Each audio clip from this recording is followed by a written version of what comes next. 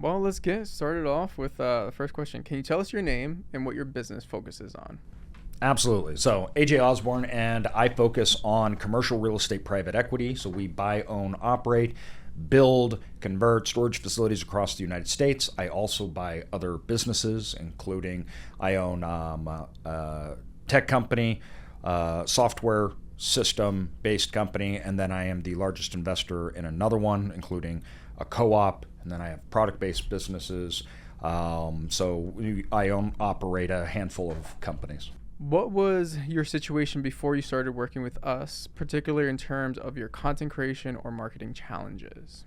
Yeah, so before I started working with Marlon, my content creation strategies and everything was, I don't even know how to say it, crap. So it wasn't anything. Like, it was like we would try to put something out, and even if the content was good, as in what I was saying was good, the quality wasn't good, and then I didn't have any driving really plan, and so then that made it even worse and didn't want to create content. So it was really in flux. It was like something we know we need to do this, but we just don't have a path or know how. What did you feel like was holding you back from diving deeper into video content or YouTube marketing? I think the biggest thing is all the ancillary stuff, right? So I know what I do, and I like to tell people how we do it, what the importance of it is, but two, that creative side that it takes, because it doesn't actually matter if the information is amazing. If it is not produced amazing, people won't watch it. We're trained now to see and understand and also be delivered things in a certain way. I didn't know how to do any of that. And so then it would come off as, I think, maybe even awkward, or it just didn't look good. And then that made the quality of the content that I was delivering look bad. And so I didn't know how to do those things, even though I knew what I was doing and what I was teaching. Dude, that's awesome. Yeah, because you were crushing it in terms of the amount of value you provided, the amount of knowledge. How have you seen the lack of consistent video impacting your business growth? Oh, massively. Honestly, I did not ever want to be, I guess, a social media person or a YouTuber. That wasn't something I thought. I just never wanted to do it until I met you and stuff. My whole entire career, I'd never done anything obviously like that. But I knew at the end of the day, I'm selling. I can either fly all over the country to sell my product, my business, my services, my ideas one-on-one, which is obviously enormously not possible. I mean, and inefficient and a horrible way. Or I could simply leverage the tools that we have to market, which is where everybody is. It's where my customers are. And so what I found was I was trying to do something my way, and I wanted to deliver the product in my way, and the customers didn't want it in that way. And then it was like, well, who am I doing this for? And if I want to grow, I got to do what the customers want, and I got to deliver it to them. And that was a big shift in how I had to think and what I had to do. So by making consistent videos and good quality videos, it changed where we were it rose the business and it growth, but it changed how our customers perceived us as well as interacted with us and could receive our ideas or our products or whatever it may be. And that just exploded our business. You know what's crazy? I've always admired how forward thinking you were, because you started YouTube like before. So we started working in 2020. You started YouTube a little bit before that.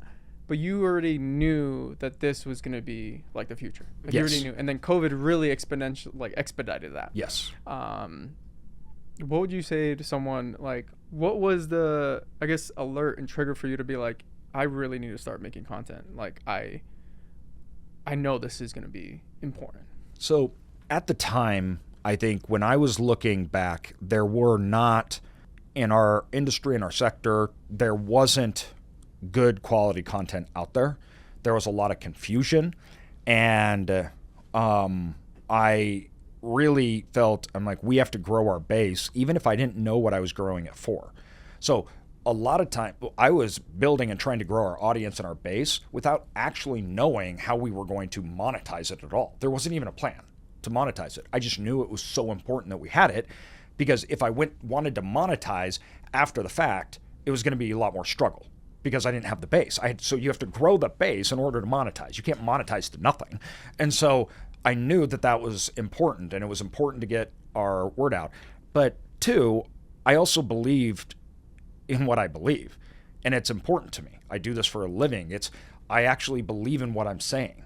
And so I had a very strong passion that if I do believe this, honestly, I need to tell others about it. And if I believe in my service, my product, if I believe in what I'm doing and why I'm doing it, why would I not be telling others? That doesn't even make sense. And so I felt a desire to express how important these things were. And I felt if I was giving my life especially to this, and I stand by it and I'm selling it at this, why am I not doing this at mass? Why am I not telling people? And so that was the primary driver. It was my belief. I needed a base, and I believed, though, in what we were doing and why it was important. And then the methodology of delivering it, that's what I had to figure out. So the belief, the purpose was there. The method of delivery was not. How did you feel about your online presence or your ability to connect with your audience before you launched your YouTube channel? I think I felt held back. And I felt there wasn't, so, if you're looking at your audience, and when we say audience, I didn't have an audience. So let's say that. I mean, I had 1,000 followers, something like that. But I did have an audience from the fact that I had a marketplace. So if you're in business, you have an audience. It's the market. Whether you're actually talking to them or not is different, which that's the only thing you're supposed to be doing is talking to that audience. And then, so what I realized is making content allowed me to talk and engage with the audience that I'm spending money to try to do that, except I could do it for free. So that was logical and made sense that I have an audience. I'm just not talking to them. So I knew I needed to create a pathway to talk to my audience that didn't know I existed. And that's where YouTube came in, because YouTube was a way that I could teach in long format, yet video I could describe, I could show, and it was also a little interactive because people could comment, and then I could hear direct feedback from my customers. Then I could improve, which helped our growth rate and our learning curve because we were hearing from our whole audience and our actual customers and what they wanted and what they needed. So, what's crazy? I've been talking to Pace's marketing guy, and he talked about how they love how he's always active on YouTube because what they've seen is that it's helped with the conversions for their Facebook ads. And compared to the other clients that they work with, because he has such a strong organic presence, it's also helping with their Facebook ad conversions. Have you been seeing that for yourself? Yeah, absolutely. My Facebook ad conversions, compared to somebody else that doesn't have an audience or a presence, it's not even close. I mean, the biggest conversion increase in our ad spend that I could do was that. It didn't matter what the logo looked like or what the ad represented, anything else, right? When people saw the ad, everything else, so many of them go back and they go, okay, I'm interested. Now I want to see more about you. There's nothing there. Never mind. Gone. So it's like you're saying out to the place, we got this great product. We have this great information, these great services. And they're like, okay, tell me about them. And they're like, all right, well, what I want you to do is I want you to click here. I want you to go to this website. Then you go click to our About page, and you're going to get this standardized description of About Us that it was so watered down and means nothing.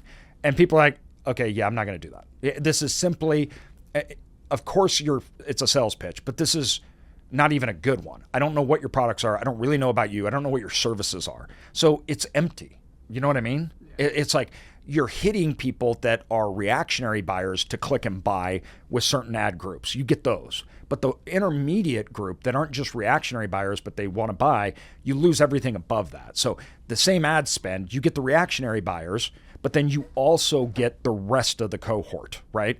And that's why the same ad dollars produces multiple more in outcome. That makes sense.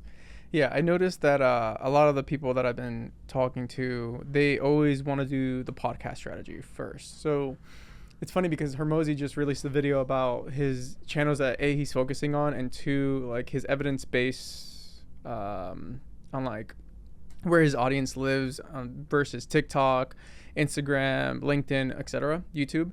His top two were YouTube and Instagram. Mm-hmm. And it was crazy because like a lot of people are like, I want more leads, but I want to start a podcast.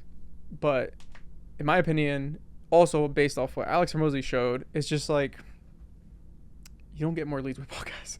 That's more of a nurture mechanism than anything. Absolutely. Because like there's no engagement, so with a podcast, which by the way, I love a podcast. That's where most of my base comes. But it is like impossible to monetize. It is impossible to understand because I have no data. I don't understand. I can see maybe how many downloads there were or how many people listened. I don't know who those people are. I have no mechanism to engage with them outside asking them to do something on a podcast. YouTube's the opposite. I get demographic research. I can have comments.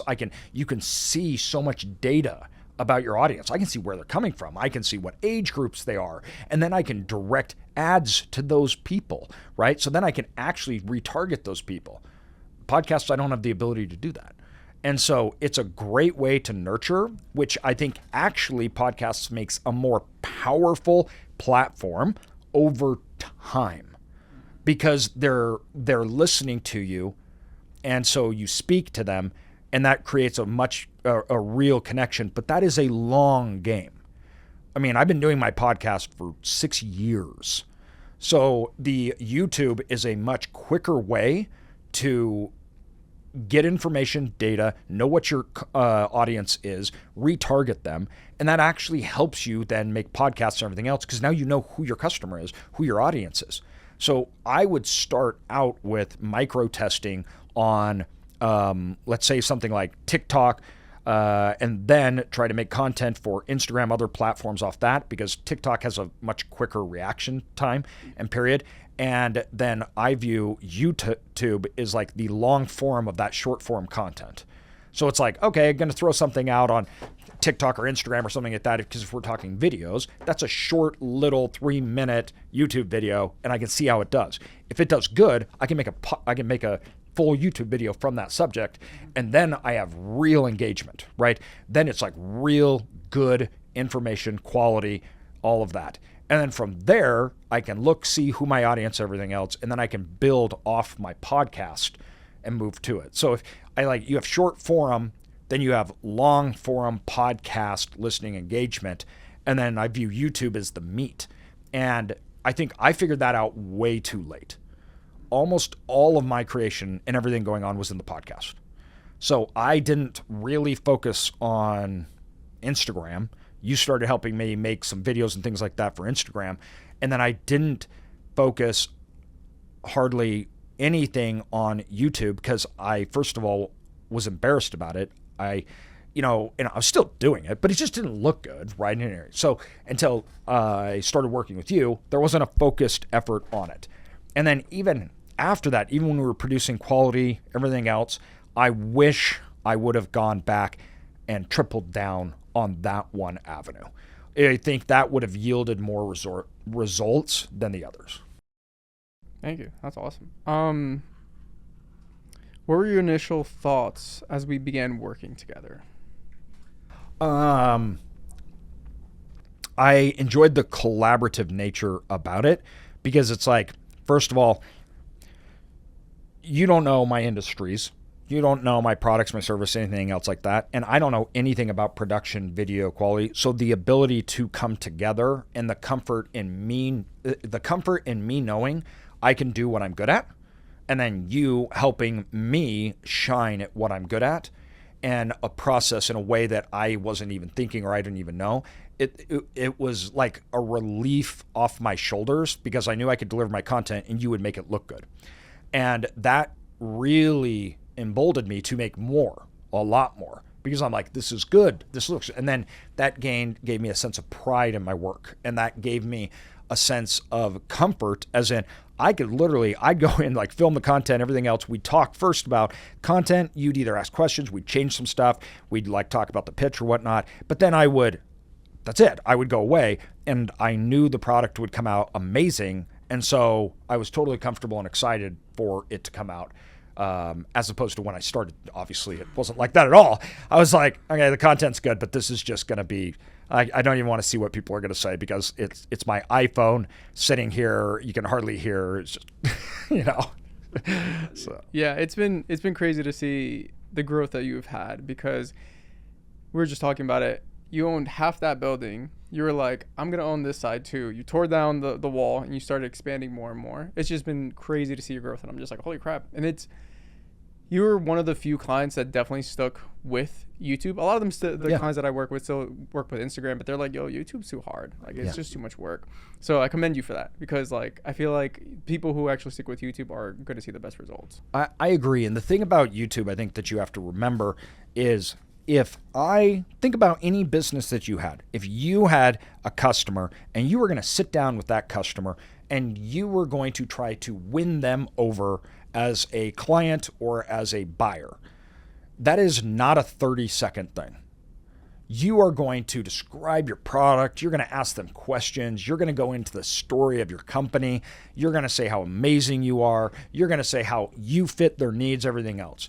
YouTube is much more fit for that than Instagram and other ones, because the way that those work, it is such a quick reaction. And so you end up having to do lots of gimmicks to get to your audience. YouTube, you don't have to. Like, YouTube, people use as a search. So they search how to this, how to that. So I don't have to do gimmicks. I can teach and pitch my products, services, and companies. I'm comfortable in doing that. I don't want to dance. I don't want to do anything stupid like that. That's not me, right? I want to talk about investing. I want to talk about things that are important and why I believe in what we're doing. That is YouTube. And so it is one of the best, if not the best, sales process to build a platform off of. I agree wholeheartedly. We know we talked a little bit about this, but what were some of the doubts or fears you had when starting your YouTube or investing in like video marketing? That I think that I was going to be embarrassed, ashamed, that it would be counterintuitive. So everybody sees the upside of content, but a lot of people don't see the downside, right? And this is really important. And I understood this because I had a business. I had a brand. People knew who I was, and I had long-term partners. Now, by brand, I don't mean online, okay? I mean with business partners, with our customers, right? When I say a brand, I'm not talking about something people said, AJ's an honest guy. He's a hard worker. He puts us first, right? He has been doing this for 20 years. This is not his first rodeo. He's not doing it. And that was something that was important to me because that was my reputation. And reputation and brand are pretty much the same thing. So when I looked at that, I was really worried about making content that would hurt me instead of help me. And that was one of my biggest fears. This is going to look bad. It's going to make me look bad. I'm either going to be humiliated, people aren't going to forget, or it's actually going to take away from what I have. And that's why when working with you, it was a professional take and look, and it actually improved all of those things and added to what I'd already built, not took away from it. Yeah. It's crazy because like, I feel like it, well, I mean, you tell me, does it feel like that never goes away? You've just been able to kind of quiet that voice in order to keep producing content? Absolutely. It never goes away, but I think too, one of the things that I learned is people don't want perfectly manicured anything because we realize it's fake. We realize when you see that stupid drug commercial on there with the fake people, it's all scripted, it's so fake. And people don't like that. They like real people. That actually builds trust. So the fact that I either laughed or made a mistake or said something silly, right, or did something, not in an embarrassing way, because obviously you would take everything and make it look really good. And if I said anything embarrassing or did something stupid, we'd just take it out. But we left the human aspect of it. And that is really powerful to people today. Why? Because social media, YouTube, podcasting, and everything, we now see the people that are making decisions, right? We see that politician that's saying something. We actually see them in all the other answers. We can actually figure out who they are and the crazy things they say and what they do, right? And the person that owns that business, we can see, wow, you're just a human. You say dumb things, you make mistakes, right? Everything else. And so because we know that, people want to know who they are. before they buy, before they work with them.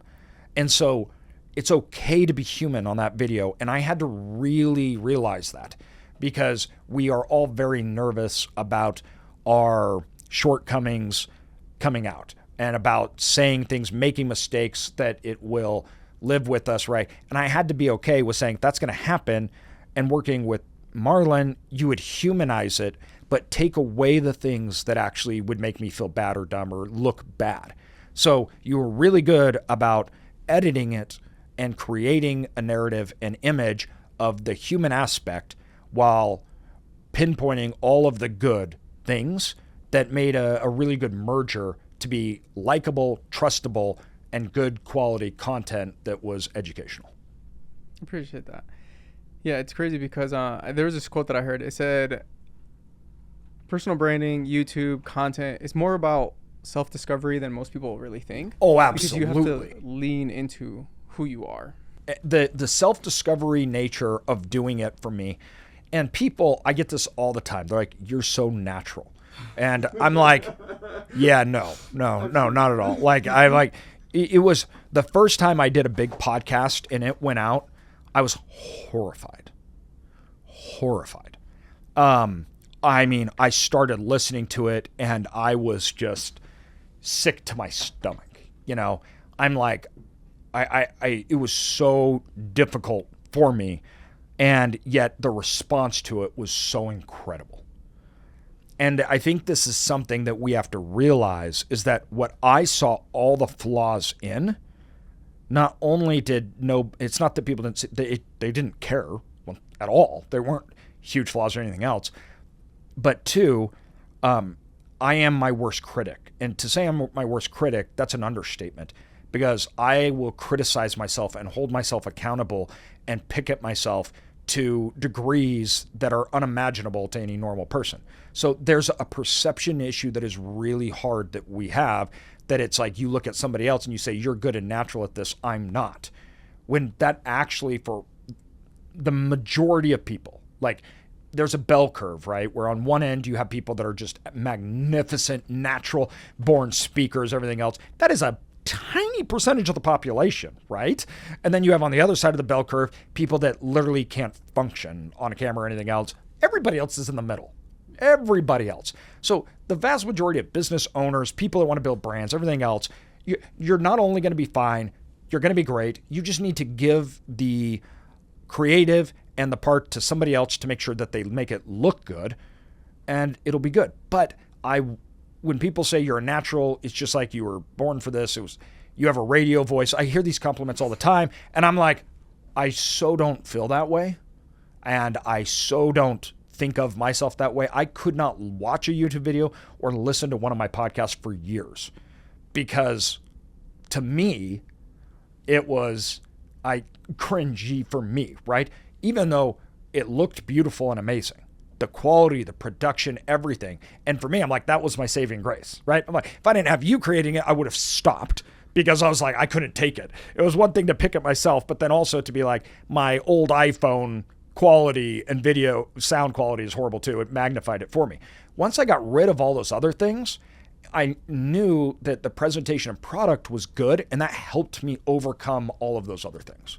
And it's also funny because I'm having my editors edit my stuff now, and I'm just like, I don't even want to watch it. Like, can you just make sure it's good? And I just want to post it. Yep, absolutely. And the fact of the matter is too, that you actually have to post things that you're unsure about, because I'll tell you, the videos or the things that I did that I thought were going to do the worst were some of the ones that did the best. And I got the most compliments and everything on. And you don't know how the audience is necessarily going to react to it. And that's another reason why I needed help, because I needed somebody else to say, no, this is actually really good, or I like this part, or this will do well, because I'm not my audience. I'm on the other side of the table. I have an idea of what I want to do, how I want it. But then somebody that is the consumer, the customer, they're looking at it and they want to receive it, understand it, or they're different. And I can't see that. And so you need help understanding that you need to put this out because you need to see what customers like and what they want. And that's the biggest thing. It's not about you. It's about your customers. When you're in a business, it's not about you. You are only there to service your customers. When people don't want to sell on social media, I'm like, it's not about you. Your customers are on social media and they want to consume on social media. So what you're saying is you don't want to sell to them and that your customers are stupid. It doesn't make sense. That's like going to the street market and thinking you're going to build this huge business on a street market and there's no customers there. And instead, Walmart's sitting there going, I'll let you put your products on my shelf for free. And you're saying, no, because I don't want to be in Walmart. Nobody cares. It's about your customer. And it's about what they want, where they're at, and how they want to receive and be sold. And that's what you got to focus on. Nice. Yeah, and it's crazy because I've always naturally been curious, and I've always liked to ask questions. And that's the thing where people underestimate how much value they actually have. And I always like to ask to see, okay, what stories, what lessons have you had? Because now I have a copywriter that helps with the, so I do the ideation, I do the title, and then the copywriter is just like, okay, let's meet with the entrepreneur. It's a very different process than when we first started. But we get a lot of the copy done up front so that you just show up, you get the teleprompter and you hit record. But a lot of it is where I record these sessions so that the ghostwriter, I guess is a better word for her, she's able to emulate kind of morph herself into the position of the entrepreneur so that they can actually just focus on their delivery. Like they don't have to think. They're like, yes, oh, this does sound like me. This sounds authentic. Yes. I do like the ability to just riff off the questions in person, depending on the time constraint that the entrepreneur has. Yeah. But I feel like this is more effective and it's less work in the long run for the entrepreneur. No, I completely agree with that. So my next thing is like, I'm horrible at sales. I'm going to be the first to admit. I know when we first started working together, you were actually one of my first big clients and had full belief in me. What would you say ultimately made you decide to move forward and say yes to working with us? I don't at all think it's complicated. I don't think it was very simple. First of all, you were good to work with. I knew you would help me, be patient with me. But most of all, your work, it spoke for itself. The quality was great. It was awesome. You worked hard at it. You do revisions. You were very passionate about it. And so honestly, when you gave me back the content, it was so disproportionate to what I thought we had done. As in, it was so much better than what I thought we were doing when we were filming it and everything. I was surprised. There was an artwork about it. And it was like, to me, it looked like you must have spent on this 30-second video 5 hours because it was so cool. It was so good. You made it look so well. And it was how you said, you just knew on site, nope, this light needs to be over here. I need to look at this. We need to say something certain. And I'm like, I could be guided. And then the end product was awesome. So first of all, it was just individually you. Working with you, you were extremely helpful. I actually referred you to one of my very close friends and business friends, which I very rarely will ever do. And the idea was, I was like, you're a good person. You're going to work with people. And I could just stand by the quality of your content. So those two things, right? It was that ability to work with you, the trust, and then the outcome was awesome. Thank you. Last couple of questions, but where are you now in terms of your business and your YouTube channel? So, right now, in terms of my business has grown multiples since then. My educational business has exploded. It's a, multi-million-dollar company. And when I look at how we deliver and process content, it's actually been hard to keep doing good content, making it, and keep up with the business growth. And so one of the things that we've had to do is actually restructure the company and everything, because we actually had more opportunity and demand than we could even capitalize on. And so that's been a big thing in the last year, is restructuring, building out our companies and how we were doing things, and putting an effort on this and being very clear about all of these avenues and how we're doing it. It went from being a small portion to a very large portion of our business because of the growth that it generated. How does that growth and success have made you feel? It's interesting, but I feel more confident in my ideas and my ability to execute on them and express them because of practice. Part of content for me is actually weeding out ideas. It's a process for me of self-discovery, like you mentioned, and it's also creation. So I learned how to say, how do we present an idea? How do we deliver that idea? Which that is marketing, right? That's everything right there. And so that went into every part of our business. And that made me much more comfortable to say, I can sit in front of executives, customers, on stage, anywhere I am. I can be a better leader because I can express my ideas better, and I'm confident in them because I've tried it, I've practiced it, I've gotten better at it. And that made our whole business grow because I became more confident at delivering our messaging, our value prop, our business, and who we are and who I am. I love that, because that's the one thing I notice. A couple people who are first starting off get nervous because of their communication style. They're not sure if they're able to become good at speaking in front of the camera.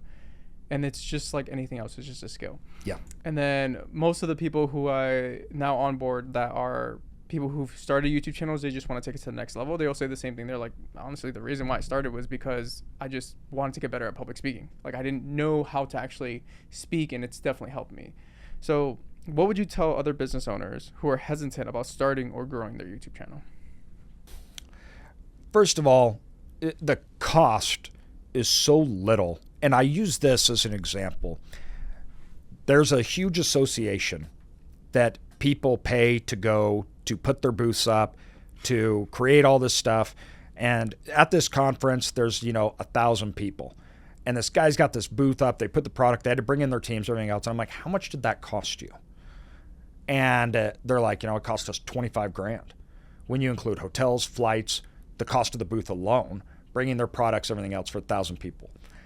And I am like, I can speak to 50,000 people in just one episode or one YouTube video, and the cost is nothing. And yet I'm getting 50 times the results. And two, even if you looked at it and said, I'm not, okay, maybe you get 300. How many people at the conference actually go to your booth and talk to you, everything else like that? I'm like, maybe 10%, maybe 5%. So you go for 1,000 people and you actually only get in front of maybe 100. Well, what would $25,000, how many people would that get you in front of on YouTube or anything else? So disproportionate in outcome, it's not even funny. So the yield of it is incredible when you're looking at other avenues that people are choosing to do, that it's actually not logical as a business to not be doing it. So as a business owner, you want to grow your business, you want to sell products, and you want to do it in the most efficient ways possible, regardless of whether you're comfortable with it. Because that's what businesses are. We solve problems, we're uncomfortable, we take care of things, we get out, we take the crap. I'm a business owner, I'm an entrepreneur, right? But then we're avoiding the highest yield and return on our dollars because we don't understand it or we're not okay with it. That is not good entrepreneurship. That is not being a good leader to the people that you serve, your customers, your employees. That is counterintuitive. And so as a business owner, it costs you very little to try. Yet your upside is so disproportionate to what you put in, it's a no-brainer. And then last question is, someone's considering our service but is unsure. What would you say to convince them to take the next step? At the end of the day, it goes back to this idea that the upside is so disproportionate to what you put in. It costs you very little to try to do something that will give you potentially, like, it's almost like infinite potential returns, meaning that I have YouTube videos that you and I did that have hundreds of thousands of views that every single day, 50, 20, 30, sometimes 200 more people will watch that were years ago. So when I say infinite returns, I mean every single month, that one video stacks up 5, 10, 20,000 plus views. We're not doing anything. Years later, it's so disproportionate. Why would you not at least try it? That you pay for something that yields you years, multiples of what you do it. I just think that there's no reason not to, because the cost of ad spend in today, whether that's pay-per-click, whether that's events, whether that's whatever you're doing, is so astronomical as a business, it starts to drown out the business. The cost of customer acquisition is massive. Yet this is such a low entry point with the biggest potential returns of any marketing dollars you could spend. Appreciate it. Thank you so much, AJ. Seriously. Happy to, man.